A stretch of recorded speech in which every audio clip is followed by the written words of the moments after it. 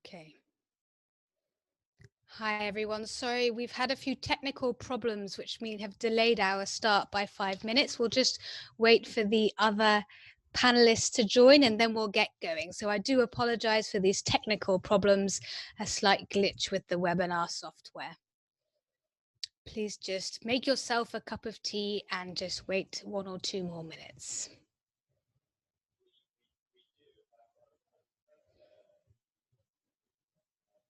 Brilliant. Okay. All right. Okay. So welcome everyone then to this E3G webinar as part of London Climate Action Week. Apologies again for any technical problems that we had, which slightly delayed our start, but hopefully that gave you a bit of breathing space in between your previous meeting and this one. Thank you all for joining. This is a webinar, an E3G webinar to introduce and to present the E3G climate tracker, the E3G Public Bank Climate Tracker matrix, and I'm going to start sharing my screen now so you can see it on the E3G website. It would be great if someone in the team could also just send round the link so people can also browse it during the webinar on their own computer, if that makes sense. And thank you so much for joining. This E3G Public Bank Climate Tracker Matrix, and I should introduce myself. My name's Sonia Dunlop. I'm a Senior Policy Advisor at E3G, working on public banks, leading our work to make all public banks of all shapes and sizes leaders of the climate change transition. And our E3G Public Bank Climate Tracker Matrix, which we published just last week, is attempts to lay out and update and reiterate what we believe it means for a public bank to become aligned with the Paris Agreement, and updates our assessment of Paris alignment at the 8 leading multilateral development banks.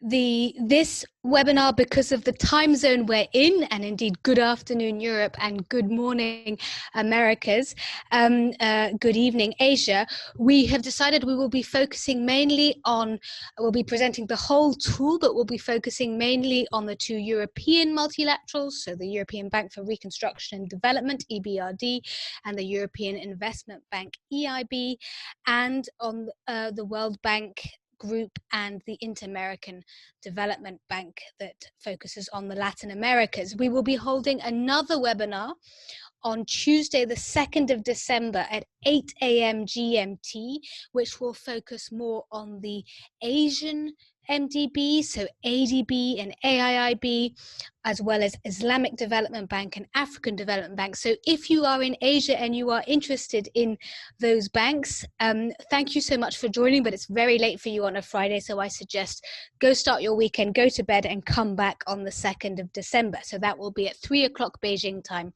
on the 2nd of December. Please do join us also on social media, on Twitter, on LinkedIn. Let us know what you think. The hashtags are for London Climate Action Week, which this webinar is a part of, is LCAW 2020, and the hashtag for the E3G Public Bank Climate Tracker Matrix is hashtag E3G Bank Climate Track. So first, I just want to take you through a bit of an introduction, and then before handing over to my colleagues who will be presenting on the various different banks. So this tool, as I said, covers the 8 leading multilateral development banks that have all committed to align with the Paris Agreement, that made that commitment 5 years ago, and that are working together in a joint process to deliver on that commitment. And so in this tool, we covered ADB, EBRD, IDB, AFDB, EIB, the World Bank Group, including IFC, and the rest of the World Bank Group, AIIB, and Islamic Development Bank. We hope to add more banks, do this analysis and add more banks to this tracker in the future. Specifically, we have already done such an analysis on China Development Bank, Korea Development Bank, and Japan International Cooperation Agency, and we'll be looking to add that very soon. And we're hoping to also expand this analysis of Paris Agreement alignment alignment to a number of national and bilateral development finance institutions in Europe and beyond. But the main part of the matrix, and feel free to explore it at your own leisure, is this color-coded table.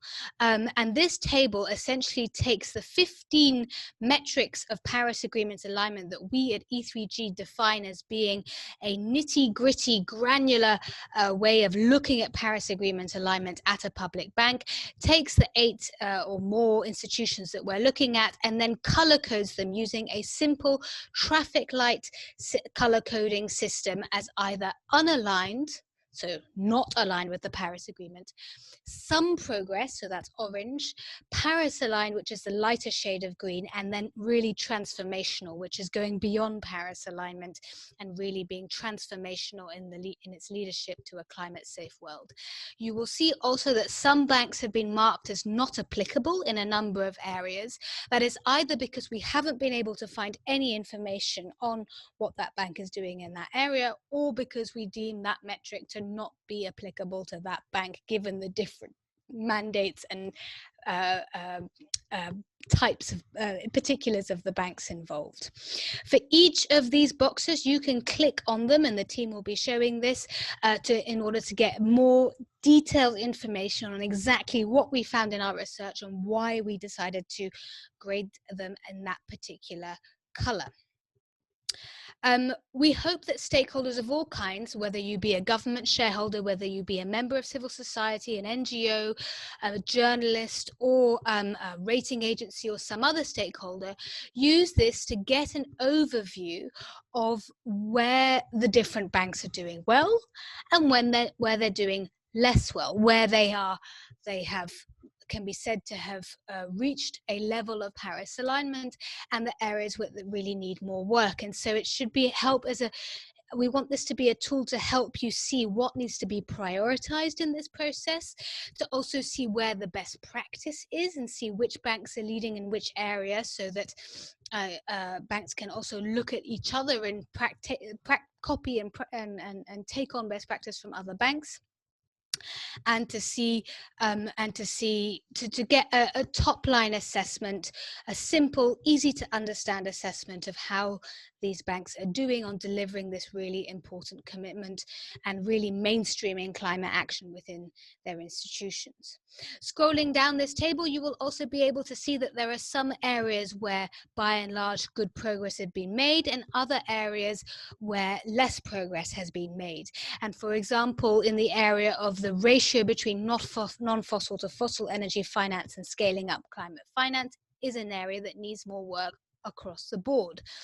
The same could be said of the integration of climate and sectoral strategies, which is where we look at transport and energy and water and sanitation and urban strategies and how climate is being integrated in those, or indeed in the area of explicit policies on the exclusion of fossil fuels and in greenhouse gas accounting. So those are all areas that, broadly speaking, need a lot more work across the board according to our research and our judgment of where things are at. Also, what this table shows you is that no multilateral development bank, even the ones that are doing perhaps comparatively well, is yet 100% aligned with the Paris Agreement. And also that is an important top line takeaway, especially because we are about to get to the 5-year anniversary of the Paris Agreement, and 5 years on, none of these leading norm setting banks have really achieved that goal.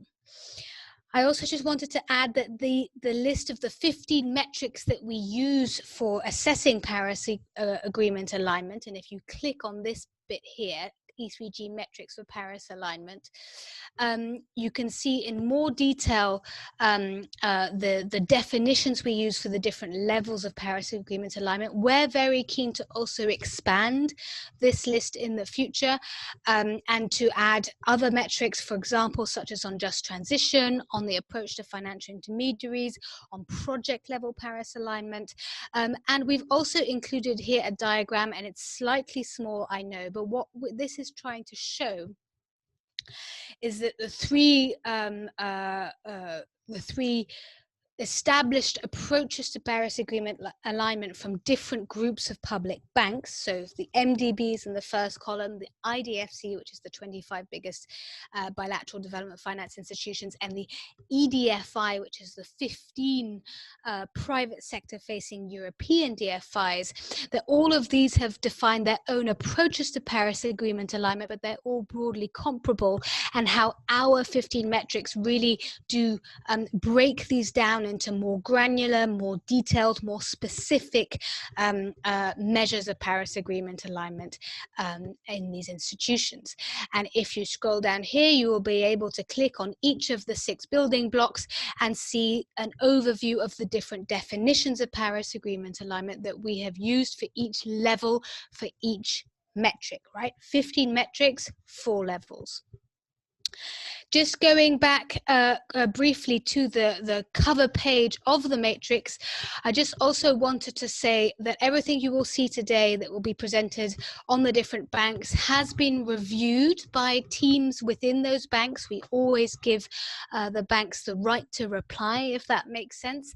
We have done our best as a team to incorporate all their comments, to incorporate all the points they have made and all the additional information they have provided, but we are, of course, an independent climate change think tank, E3G, and we reserve our right to make our own judgments and make our own assessment of how we think a bank is performing in a particular area. This material has also been reviewed by a suite of external reviewers from academia, from civil society, from other walks of life, who have also who have looked at different parts of it where they have a specialism and given their comments too, and they too have been incorporated. Please be aware that on this journey towards Paris Agreement alignment, in our view, it is possible to go backwards, and we reserve the right, and we have in some cases downgraded banks from, say, Paris aligned to some progress or similar, when we feel that their commitments are not being sufficiently implemented, or perhaps when we feel that their performance has really gone backwards in a particular area. And we're really keen to hear your comments and your feedback and your views on whether you think our assessments are right, too harsh, too lenient. Let us know using the email banktracker@e3g.org. So that's it from me. I'm now going to hand over to my colleague James Hawkins, who's going to present some specific analysis and the specific results on the European Bank for Reconstruction and Development. James, over to you if you want to share your screen.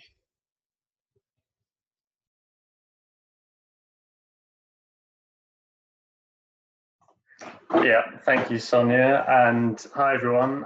Great to see so many of you on the call. So as Sonia mentioned, I'm going to talk through the EBRD, which stands for the European Bank for Reconstruction and Development. So I'm just going to click on the EBRD and the matrix here, and it will take you through to the overview.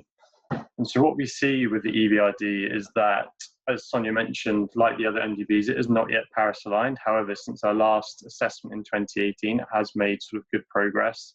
But there are areas that we still sort of would like to see improvements in. And I think one of those is sort of for the EBRD to bring forward the date in which it is Paris aligned. And so at the bottom of sort of the table, you can see we have recommendations here. And in its green economy transition strategy, the EBRD says that it would like to make a decision about Paris alignment in 2022, whereas we would like to see them really commit to be Paris aligned in 2022 rather than for a decision to be made then. Another recommendation is we'd like to see the EBRD increase its adaptation finance. So currently it stands at about 4% of its total operations. And then for comparison, its mitigation finance is around sort of 32–33% of total operations. So you can see there's sort of quite a big difference between mitigation and adaptation finance. And another area, so the European Bank for Reconstruction and Development has a really strong focus on sort of the private sector and works a lot with financial intermediaries. So I'd like to see the EBRD sort of really requiring its intermediaries to be sort of adopting things like sort of science-based decarbonisation plans and adaptation plans, and this should be a requirement for sort of finance to be provided to these clients. And then finally, we think that the EBRD is in a really good position to sort of match the ambition of the EIB in its fossil fuel exclusion policies. So particularly in ruling out unabated fossil fuel projects. And we'd like to see sort of the EBRD adopt something similar or the same as that. And so, as you can see, this is sort of the table that looks at the 15 metrics for the EBRD in the sort of array of the colours, but I won't go into each one in a lot of detail. You're welcome to do that sort of during or after the webinar. But I think one that is really interesting to look at is energy efficiency, because this is an area that the EBRD is sort of leading in and has a long history of financing energy efficiency investment. So if I just take you through to the energy efficiency page, you can see that there are sort of robust energy efficiency standards across sort of key sectors. And what we see is that for its sort of in its transport, it adopts the Avoid Shift Improve framework, which is sort of a common framework for sort of trying to ensure sustainable transport investments. And it also has sort of good building energy efficiency standards and also requires good standards through its financial intermediaries. However, we should also note that we'd like to expand this chapter or metric in the future to include things like industry and also policy support to energy efficiency. And so that will sort of be added sort of in the sort of months and years to come. And in a bit more detail, just particularly on buildings, the EBRD really requires sort of international certification standards within its lending. So we're looking at the things like LEED and BREEAM, which are sort of international standards, and also has sort of requirements for what they call brownfield, and this is more sort of retrofitting for what can actually be sort of classed as energy efficiency. And throughout its financial intermediary investments, it has something called the Green Technology Selector tool. So this is where it has a list of really highly efficient appliances that if the EBRD uses its financing through intermediaries, the intermediaries have to sort of use these technologies within their sub-projects. And so it's a good example of sort of using and requiring sort of really high efficiency appliances sort of throughout all of its investments through intermediaries. And the EBRD is currently looking to sort of expand this in China and is working with the Carbon Trust to do so. And then finally, I'd just like to have a look at one more metric where we feel there's actually still a bit of room for improvement for the EBRD, and this is on nature-based solutions. And so, although it does sort of require some protections and sort of safeguards around biodiversity, we feel that there are other areas. So in nature-based solutions, so what we would like to really see here is nature-based solutions being used as an alternative to grey infrastructure and sort of protection of things like rainforest and sort of commitments to net zero deforestation. And these are areas that we haven't quite seen the EBRD sort of committing to. And this is also really important, especially as the EBRD looks to expand to sub-Saharan Africa, that's sort of committing to sort of net zero deforestation, particularly in tropical rainforests, is really important. So it's just an area to look out for in the future. And I think that's sort of all I have time for now, but I would like to sort of, really encourage you to sort of have a play with this sort of in your own time. If you have any questions, we'd be happy to answer them either now in the webinar or afterwards. But I'll pass over to my colleague Johannes now. Thanks a lot, James. Let me just share my screen 1 second. There it is. Hope you can see that now. Right, so the European Investment Bank. It's the largest multilateral development bank out there, which means that it has, of course, a very special weight, so to speak. And we luckily can say that this is also probably the most progressive bank at the moment when it comes to Paris alignment. The EIB has already committed in 2018 to be Paris aligned by 2020. We don't see it that far yet, but it has made some very good and significant steps on that path. Just to mention the last one, the Climate Bank Roadmap, which was approved last week. And as a matter of fact, a day after we published this, so we have already integrated it accordingly, just to show that we intend to keep this up to date whenever there are bigger significant movements by the MDBs. Overall, as I said, the EIB is doing a good job when it comes to Paris alignment. There's still, however, a lot of things to improve. I just would like to flag a couple of these. First of all, we can see clear necessity to improve in terms of transport lending. Here, even the Climate Bank roadmap has not been as strong as we would like to see it. And especially in sectoral lending, we don't have seen the progress we would require this to be Paris aligned. I will come to that in a second as well. Similar to the EBRD, the EIB is also not particularly strong on nature-based solutions, though it is a bit better than the EBRD in fact. And also adaptation, finance and climate risk assessment are not as strong as we would like it to be, although the EIB is also making progress on that front. And I think maybe just to mention one particular area where I think all MDBs struggle, so the EIB is not an outlier in this regard, is definitely on transparency and reporting. And if we connect that to intermediary lending and how it reports on lending to intermediary financial institutions, EIB definitely has some room for improvement, but that does count for all MDBs as a matter of fact. So maybe briefly on a couple of deep dives into a couple of metrics. On the standalone climate strategy and integration of climate and overarching strategy, which is sort of like an overarching criteria, so to speak, that really looks at how does an MDB integrate climate across its strategic frameworks. As you can see, the EIB is fairly green here, which has mostly to do with the Climate Bank roadmap. As I said, we analyzed this last week, and we actually upgraded them from some progress into Paris alignment. So a good progress for them. I think mostly to mention here is we're looking at the Climate Bank roadmap. It is based on a 1.5 degree scenario, which is quite strong. We also see notably a very strong carbon price. I will come to that in a second as well. And it's just a very good foundation, so to speak, for the bank to progress towards being a climate bank. But as I said already, there's still loads of improvement and sort of nitty-gritty details that the EIB will have to improve on. Just to give you an example of what would be a transformational case, indeed, that is the shadow carbon price. And before I go into actually too much detail in this metric, I just would like to show you this little graph, which shows you and how far the EIB's new carbon price will rise in comparison to the high-level Commission on Carbon Price Recommendations, which actually is our baseline for this metric. So if you go already beyond that, you're Paris aligned. And we felt that looking at this graph, the EIB definitely deserves to be transformational here. Although, I mean, Sonia already mentioned it, the application of the carbon price is also crucial. So we do retain the right to downgrade the EIB should we feel that they do not apply this carbon price appropriately throughout their lending processes.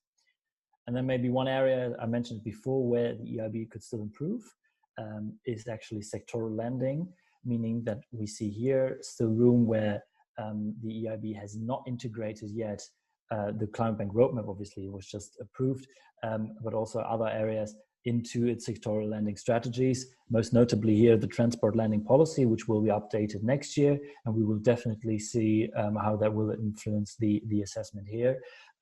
For energy, you can already see it, the EIB, of course, is a very strong energy lending policy, and that has already granted them to be Paris aligned. So this is a mixed picture so far for sectoral lending, but we expect once the EIB Climate Bank roadmap really kicks in and is also integrated appropriately throughout its sectoral lending strategies, to see more green here. With that, I would stop sharing my screen and hand over to my colleague Zach, who will focus on the World Bank. And just before Zach starts on the World Bank, can I just say that if anyone has any questions, any specific questions, please do put them into the chat or the Q&A box so that we can answer them at the end of the webinar. Thanks very much. Zach, over to you for the World Bank, the most famous of all the multilateral development banks. Thank you, Sonia. Let me just share my screen.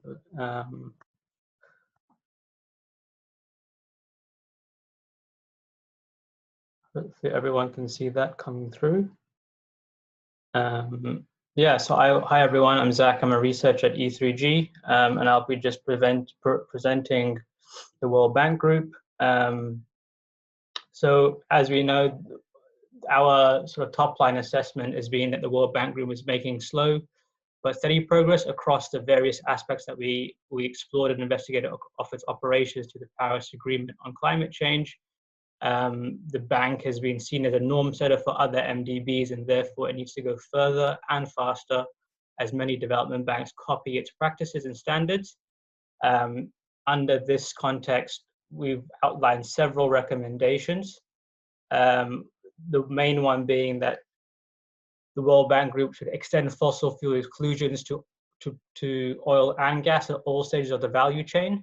And the World Bank Group should also look to experience of other MDBs and how they incorporate the Avoid, Shift, Improve framework, specifically in terms of their transport lending. And when it comes to financial intermediaries and sub-projects financed by them, particularly at the IFC, they should introduce due diligence to ensure that intermediaries are not investing in areas the World Bank has excluded, for example, coal and upstream oil and gas. I want to focus on two aspects. One, which is where the World Bank Group is doing particularly well, which is climate risk, resilience, and adaptation. And then I will focus in on energy efficiency strategy, standards, and investments where we've marked them as unaligned. So in terms of climate risk, resilience, and adaptation, we've assessed them as Paris aligned. This is because the World Bank screens all projects for climate risk. It has a climate risk resilience strategy, and that includes a systemic country view, and it's got high levels of adaptation finance. The scope of coverage, for example, of project level climate risk management is comprehensive, and what we mean by comprehensive, it's throughout the project cycle, really making sure that climate is taken into account at all stages. In terms of climate resilience, that's looking sort of at the country level. There's a dedicated strategy for risk and resilience, taking sort of a systemic view, making sure that the countries that it does serve are taking into account and being conscious of climate risk at the project level.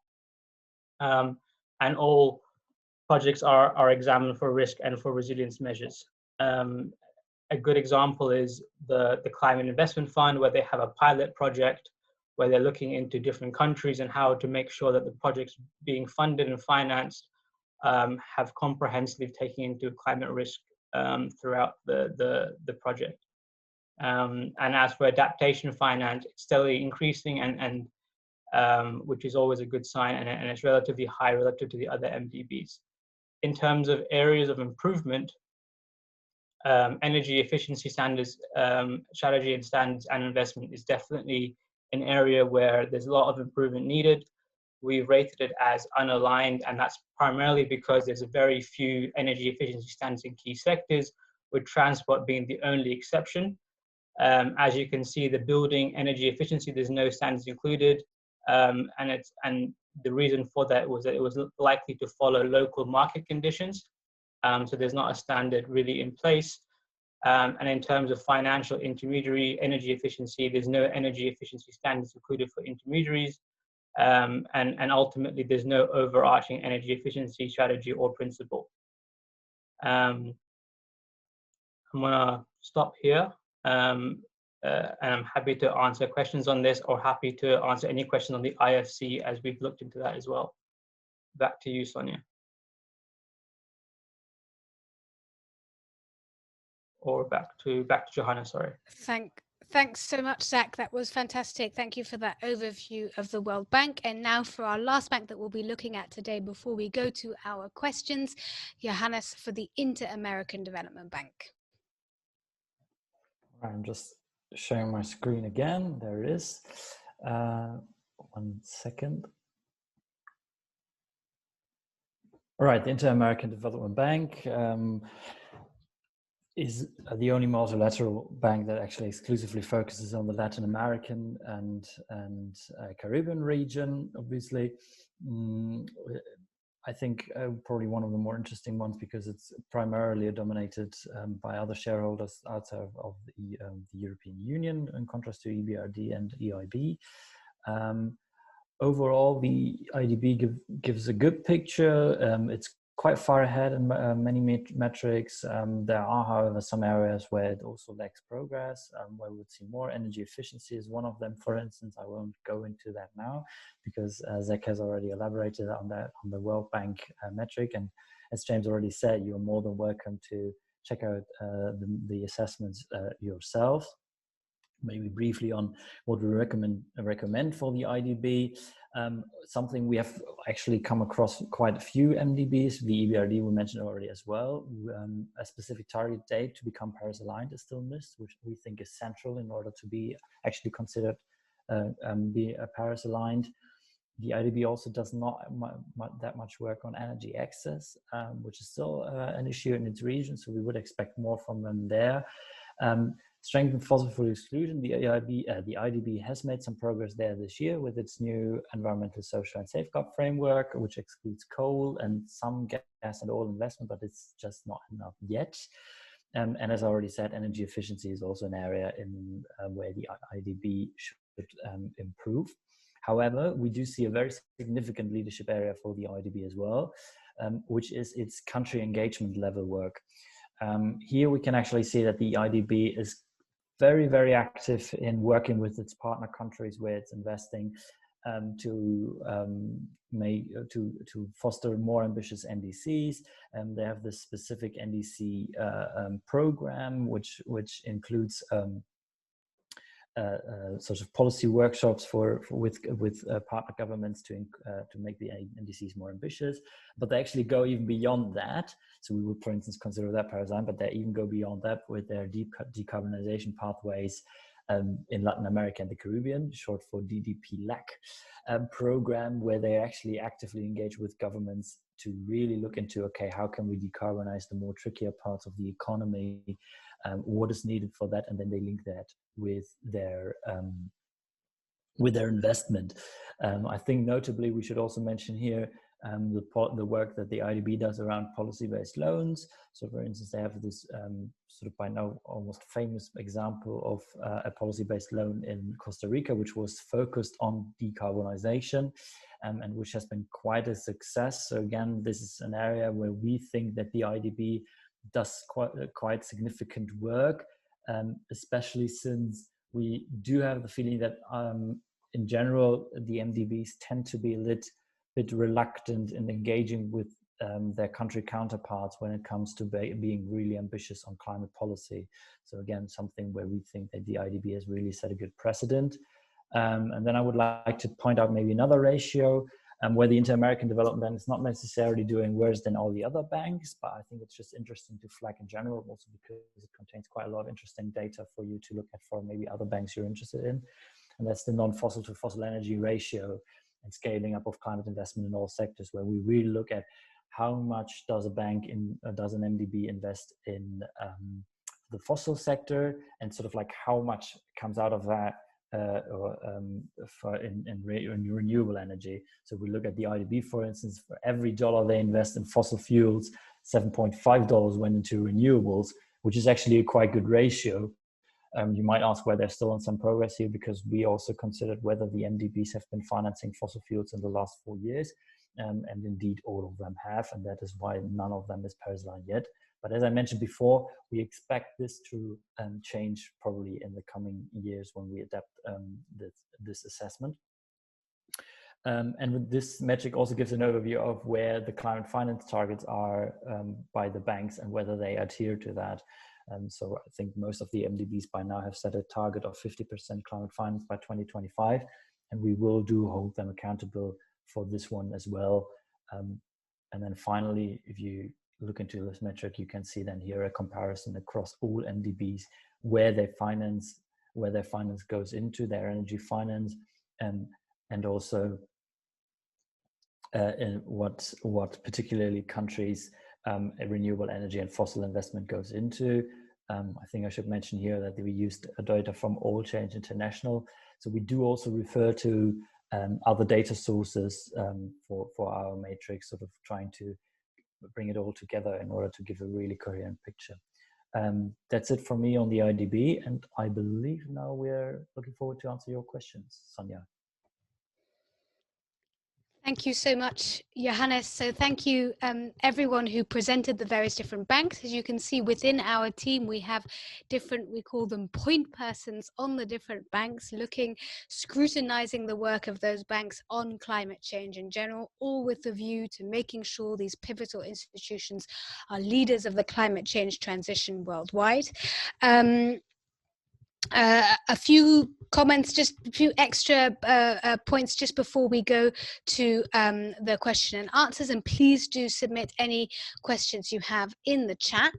I just wanted to show you that if you, so in this home page, as it were, for the E3G Public Bank Climate Tracker Matrix, you can also click on the names of the banks. So if, for example, you're particularly interested in the IBRD or IDA, which is the one of the main parts of the World Bank Group, click on that, and that's how you get to the bank overview page, where you can, in one page, have an overview of where the bank is in the world, how big they are, when they were founded, a summary of their Paris alignment assessment, and then a color-coded table with a top-line summary of how they were assessed in each one of the 15 metrics. And that gives you a nice overview, bank by bank, of how they're doing on the different metrics, a few recommendations in an area where they are a leader.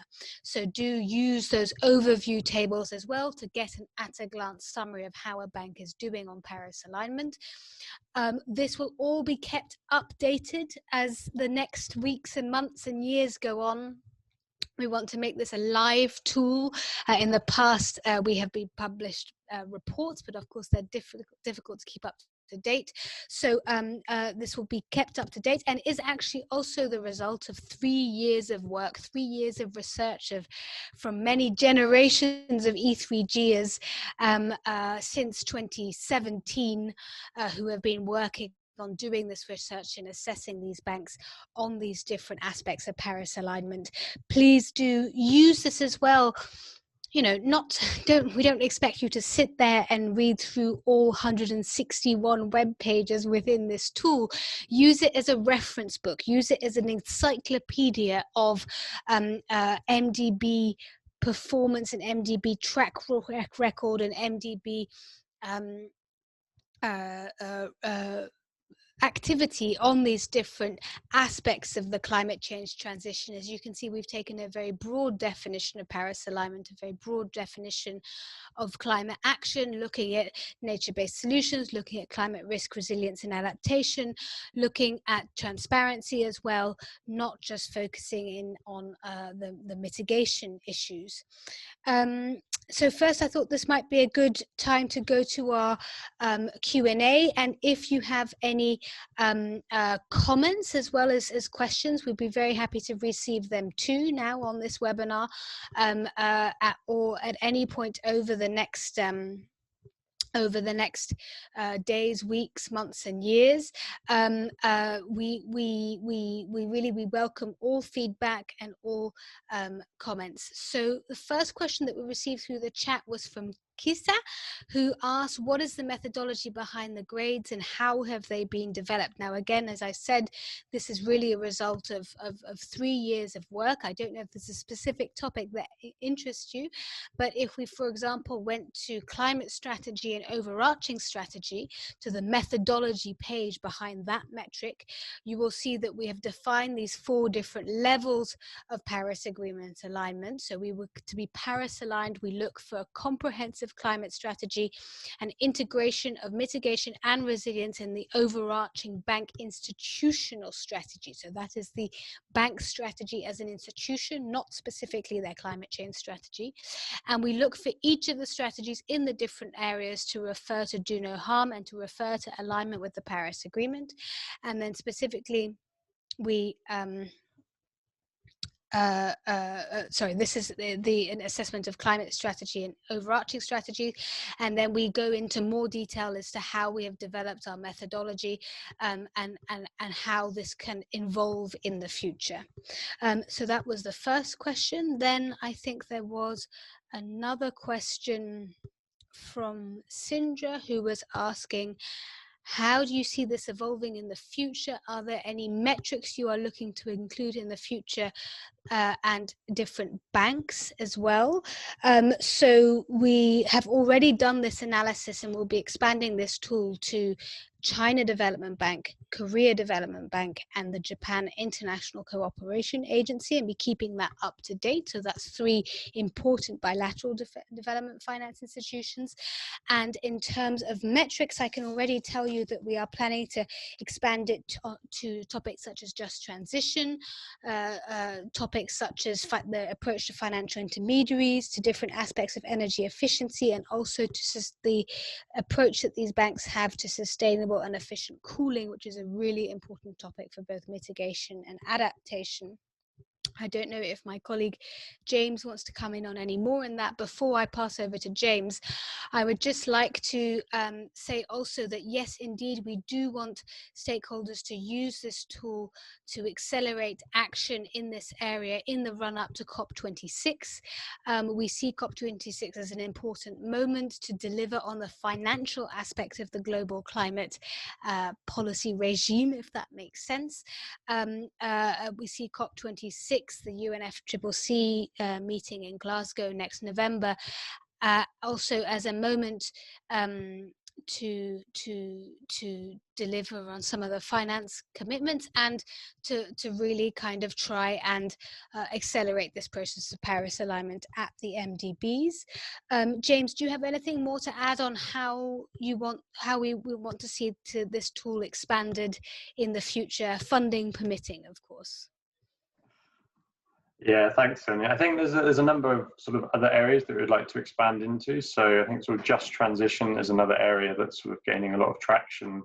And I think sort of going forward in terms of thinking about sort of perhaps decommissioning some fossil fuel assets as well. So just transition as a metric would be a really interesting area to look at, as is financial intermediaries. So we do cover this sort of in different areas such as energy efficiency and transparency of climate finance, but it's sort of becoming a more prominent feature of many of the MDB's lending. And so that's perhaps another area that we can sort of put more of a sort of magnifying glass on. I think that'd be sort of an area also we've had feedback from that people are very interested in. And then finally, just perhaps including a sort of section on the bank shareholdings and sort of policy reviews and replenishment cycles, because especially around shareholdings, this is sort of really important for knowing who to engage with in terms of sort of the shareholders of the bank, and in terms of policy reviews, just sort of knowing when, for example, the Asian Development Bank has its energy policy review coming up next year, and it's just good to know sort of when these sort of key milestones are happening. And I think in terms of expanding it to other institutions, we know we had the Finance and Commons Summit, which had saw 453 public development banks. And I think looking at some of perhaps the bigger public development banks of that list, not all 453, I think that'd probably break our team. Some of the bigger ones we would like to focus on. Back over to you, Sonia. I think that's right. I think committing to do this analysis on all 453 would be a bit much, but who knows? But also it is important to note that indeed at the Finance and Commons Summit last week, a whole new swathe of institutions from around the world made this commitment to align with the Paris Agreement, and that is something that we can hold them to account on. So we've had another question come in asking to what extent this framework for Paris alignment at a bank could be applied to a private finance institution, a private bank, or a public-private partnership. Now, I think you could. I don't know if Johannes, my colleague Johannes, wants to come in on this one. It'd be interesting to hear his views. But obviously you would have to adapt the framework slightly. Johannes, do you want to answer that question? Yeah, sure. I mean, indeed, Sonia, I think because the methodology itself has been structured around these 6 building blocks that the MDBs have proposed themselves in order to assess what Paris alignment is, this would make it probably quite difficult to apply the same framework to private institutions. I think for other public development banks, like bilateral development banks, it shouldn't be as much of an issue, but for private, it could be a bit more tricky. But I think it's just very good or important to keep in mind that there are at least some elements in there which we can definitely use, such as strategic frameworks, in how far a internal carbon price is applied. We could also look at climate risk assessment. The promotion of green finance is definitely also something that is valid for private financial institutions. But there are other elements such as I don't know, energy access, or sort of like the more development-focused aspects where probably a private bank would not be as vocal in setting certain sort of like political or normative targets, and rather just would continue to look at the financial perspective of each project individually. So I think it is definitely possible, but it would have to be sort of customized to what the private sector makes sort of characteristic. Great, thank you so much, Johannes. And indeed, I would totally agree with everything Johannes just said. The next question has just come in from Ryan, who asks about our advocacy approach bank by bank. That's a very good question. And also mentioning that the International Accountability Project has been tracking all projects financed by DFIs, and then reaching out to local community groups near these projects in order to ensure maximum accountability, and has almost 16,000 DFI projects in his database. And that is indeed very interesting. Now, obviously, the analysis that we have conducted is very much a sort of a bank policy analysis, right? It's a qualitative analysis of bank policies. We don't tend to look at project by project data so much, but I'd like to actually bring in my colleague James just to talk about some of the data sources we did use, and perhaps their different limitations and how we then use them to conduct different analysis in the matrix. And if you want to share your screen, James, you're more than welcome. James, over to you. Yeah, thank you, Sonia. So yeah, I think there's a number of sort of different databases that we've consulted for this project. And one of the main ones is the OECD Climate Finance Database, which many of the MDBs report on a project by project level basis. And so we sort of use this to try and get an understanding of sort of where the sort of climate finance for each MDB is being directed. And so this is mainly limited to sort of ODA eligible countries. And so, for example, like the EIB, this doesn't necessarily include a lot of their financing that goes towards many of the countries in the EU. So that's one limitation. And then, as Sonia's sort of showing now, that top graph there is based upon the data reported to sort of a joint report that the MDBs produce on their climate finance. And this is really good for sort of high level numbers, but unfortunately not all the projects sort of underlying this are available. And that's one of our key asks in our sort of transparency metric, is for all the MDBs to release sort of the project level data underneath that. And then for fossil fuel projects, we rely on Oil Change International, which do a really good job of sort of collating a database of sort of energy projects that each MDB and many sort of other bilateral development finance institutions also provide. And as Sonia's scrolling down, you can sort of see the Oil Change International database has been used for those bottom graphs as well.